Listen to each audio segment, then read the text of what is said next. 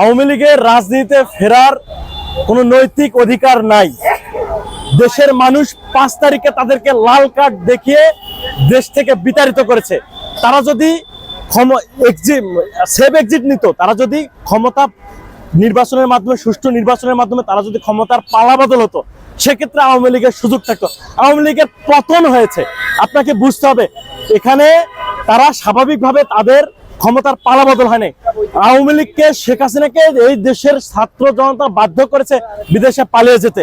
শেখ হাসিনা যদি সেদিন 5 আগস্ট তিনি যদি গণভবনে থাকতো, দেশের মানুষ তার অবস্থা যে কি করতো একমাত্র আল্লাহ ছাড়া কেউ বলতে পারে না। সেই জায়গা থেকে আমরা বলতে পারি আওয়ামী লীগের নামে বাংলাদেশের রাজনীতি করার আর কোনো চলবে না। মুজিববাদ দেশে আর চলবে না, ফ্যাসিবাদী সিস্টেম আর বাংলাদেশে চলবে না।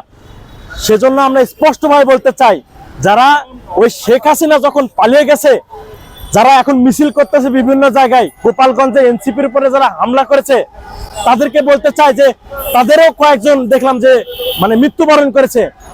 আপনার নেত্রী বিপদে পড়ে আপনাদেরকে রেখে দেশ ছেড়ে পালিয়ে গেল, আপনারা সেই নেত্রীর জন্য রাস্তায় নামতেছেন, মার খাচ্ছেন, মারা যাচ্ছেন। তাহলে আপনাদের বিবেকবোধ কতটুকু আছে আমি আপনাকে প্রশ্ন রাখতে চাই। শেখ হাসিনা যদি সত্যিকার অর্থেই আওয়ামী লীগের নেতাকর্মীদের ধারণ করত, তাহলে তাদের ব্যবস্থা করে বা তাদেরকে সাথে নিয়ে তিনি চলে যাইতো। তিনি তার নিজের জীবন এবং তার পরিবারের সদস্যদের জীবন বাঁচানোর জন্য তিনি কিন্তু পালিয়ে গেছে। সারা দেশে হাজার হাজার লক্ষ লক্ষ নেতাকর্মীদের রেখে গেছে।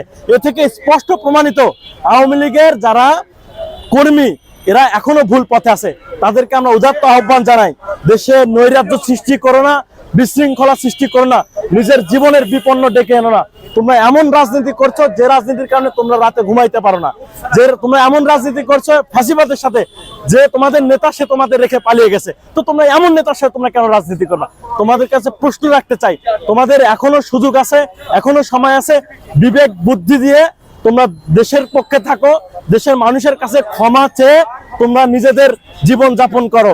কিন্তু ফ্যাসিবাদের সাথে আঘাত করে আবারও যদি নৈরাজ্য সৃষ্টি করার চেষ্টা করো, তোমাদের রক্ষা হবে না।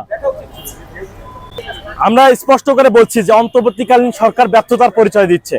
বিগত 10 মাসে তারা 10টা সংস্কারও দেখাইতে পারে নাই। এখন কেন তারা আওয়ামী লীগকে নিষিদ্ধ করতে পারছে না, এই প্রশ্ন আমাকে না করে এই প্রশ্ন আপনার উপদেষ্টা পরিষদের কাউকে করা উচিত। তারা ছাত্র জনতার রক্তের উপর দাঁড়িয়ে তারা সেই চেয়ারে বসে আছে। ক্ষমতার চেয়ার একটা মহব্বতের চেয়ার, একটা মায়ার চেয়ার। এই চেয়ারে বসলে বিগত দিনে কিভাবে কি হয়েছে না হয়েছে তারা সব ভুলে যায়। ক্ষমতা, আমি যেখানে যাচ্ছি সেখানে আমি পুলিশ প্রোটেকশন পাচ্ছি, যেখানে যাচ্ছি সেখানে আমি স্যার ডাকতেছে, অল্পতে আমি বেশি কিছু পেয়ে গেছি। কিন্তু তোমাদের এই যে আরাম আয়েশের ফলে বিপ্লবীরা ক্ষতিগ্রস্ত হওয়ার আশঙ্কায় রয়েছে। ইভেন তোমরা হয়তো দেশ ছেড়ে পালিয়ে যেতে পারো, কিন্তু যারা বিপ্লব করেছে, যারা ছাত্র জনতার পক্ষে মিছিল করেছে, তাদের কি হবে?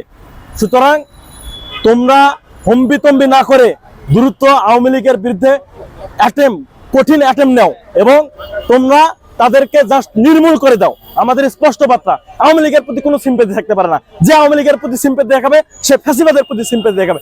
এই আওয়ামী লীগ সরকার বিগত 16 বছরে 626টা গুম করেছে। এই হিসাব কি তোমাদের কাছে আছে?